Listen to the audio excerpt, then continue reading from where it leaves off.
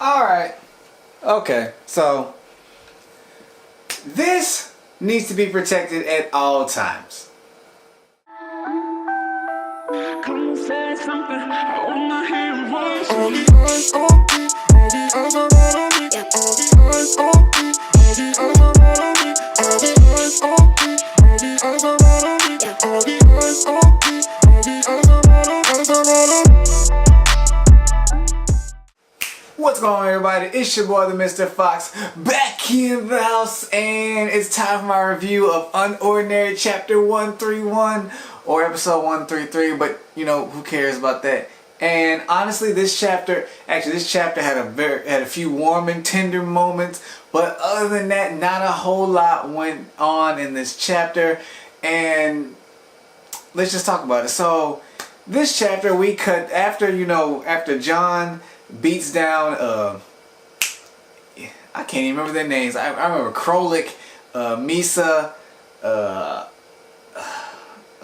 Zinke, Wenke, you know, who cares, whatever. After John beats them down, he goes and he talks to Cecile and all that. We cut to what I predicted, which is Serafina, Arlo, and Elaine all in the infirmary. They, damn, I cannot talk. Serafina is laying in the bed. Serafina's laying in the bed. Elaine and Arlo they're standing by her. Elaine's talking to Serafina. She's like, I can't believe they did this to you, and all this and that. And Serafina's like, why did y'all even come? She's like, I'm a low tier now.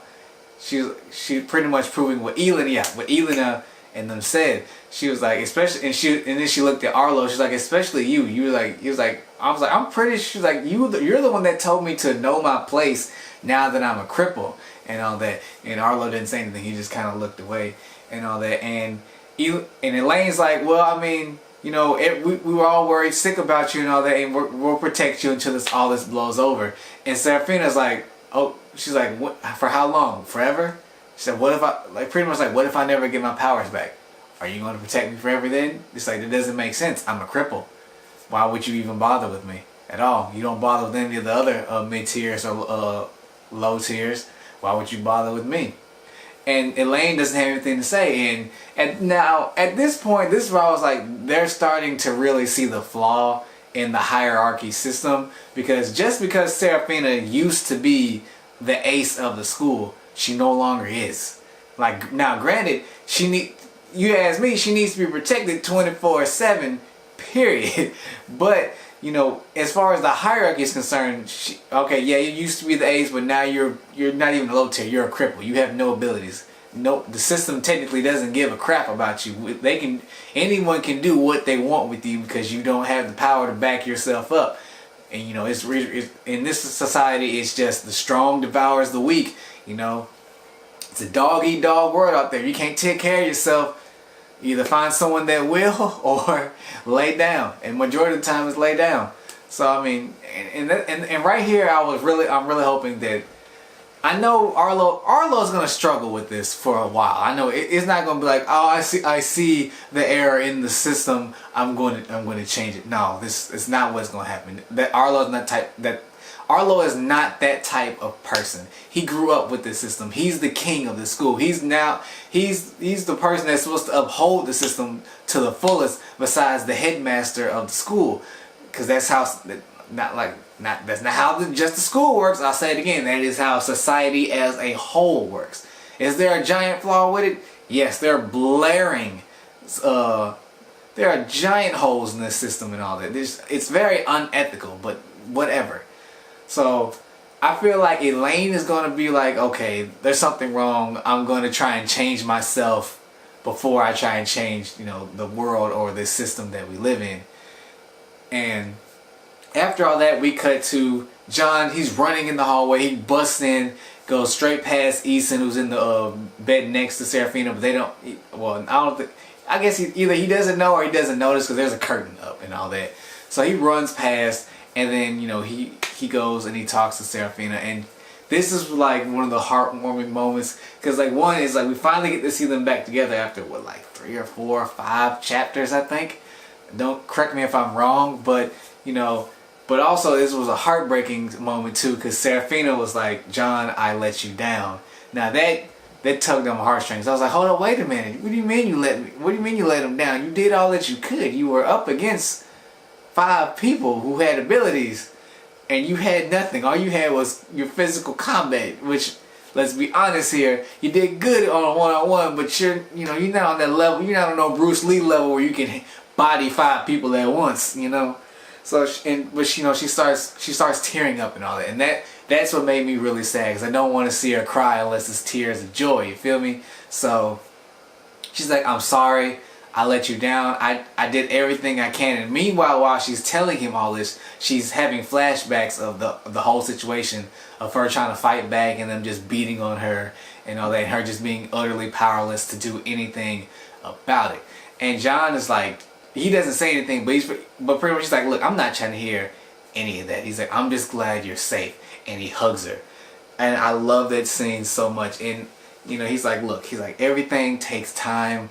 I will always be here for you. So just don't worry about that. You're safe. And and then that's when she starts, a few tears drop out. And I was like, oh my goodness. Like the scene is just really, really beautiful to me, just seeing him hug her like that. I know a lot of people, I was reading like the comments and stuff on the media outlets that I checked for Unordinary. A lot of people were thinking that they were gonna kiss. I'm not gonna say I wouldn't like it, but I was like, nah, they ain't gonna kiss. They not there yet. They just at their real best friend, that's my bestie type level. They not at romance level yet. They gonna get there. Maybe probably like the end. Maybe I wouldn't be surprised if it was like the last chapter they kiss and then end.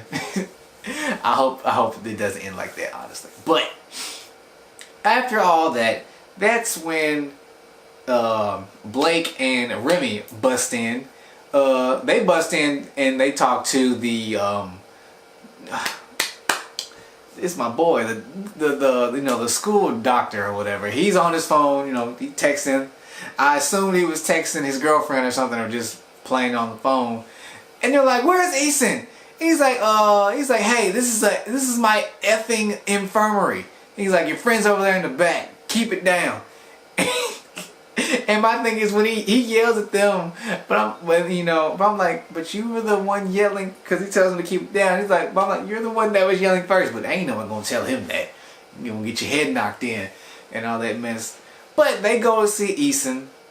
At this point, Eason has been up for this whole conversation that has gone on between Serafina and John. So he's feeling like kind of awkward. He's trying to, pretend to be asleep. But Blake and Remy come in. They're like, "Eason, what happened to you? How did you get like this?" And Eason tries to make up a lie. He's like, "I fell down some steps." And Blake's like, cut the crap, man. Everyone knows you got the crap kicked out of you by some dude that has multiple abilities. And then he's like, crap.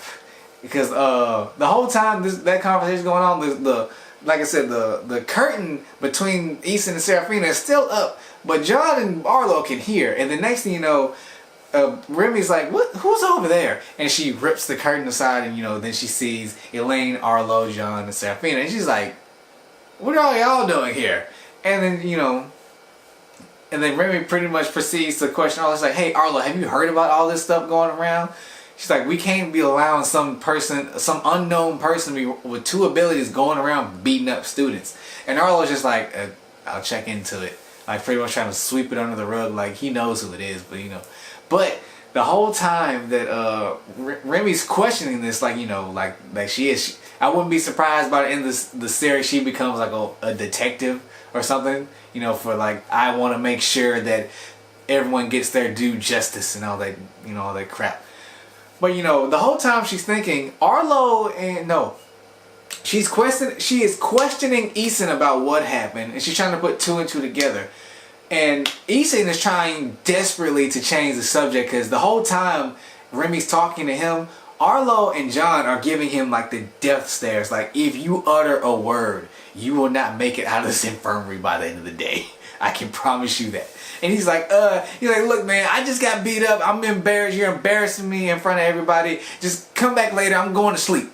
you know, he's trying his hardest, like, change the subject. I don't want to talk about this. This is not something that needs to be brought up in front of at least these people here. The main two culprits trying to keep this a secret. No, please don't.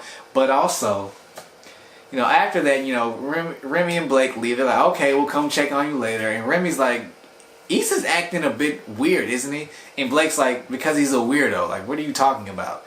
But we see at the end, this is where the chapter ends. Like I said, short chapter, not much really happened. But we see John making that glare at Blake and Remy. More than likely, Remy. Blake didn't seem really too concerned about this. But, so some people are starting to speculate that John is probably going to take out Remy and Blake. I don't think that'd be any type of benefit at all. I mean, I can see Remy if she was able to put two and two together, but she's not stupid. She's pretty smart.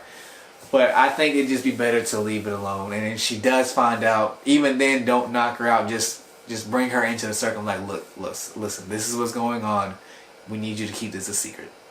Because otherwise, I'll have to put you in the hospital. But I'm going to do you worse than I did Eason.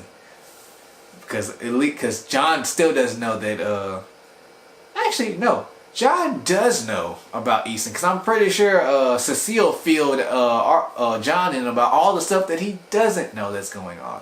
So I can't wait to get to that if it happens and all that. So, like I said, this chapter was short. It ends with John staring at Remy and Blake as they walk away. I think right now they are definitely making themselves targets. Now whether John acts upon it is a different story. I hope he doesn't, because I just think it'll cause more problems than it's worth and all that. But you know, tell me what you think about it in the comments. Actually, this video is probably about the same amount of time that I normally make them. Who knows? But you know, like I said, tell me what you think about it in the comments. Like, comment, subscribe, hit the bell for notifications when I drop more videos. Follow me on Instagram and on Twitter and on Twitch, because my Twitch is coming back. I'm almost done with school. I think I'm done with school in the middle of March this month. So Tuesdays and Thursdays I'm going to try and get back to streaming, because that makes my Monday and my Wednesday free again, which I can't wait for. But it's enough talking. And remember, keep this safe. Keep these two safe at all time. It is a lovely couple, and it's your boy Fox.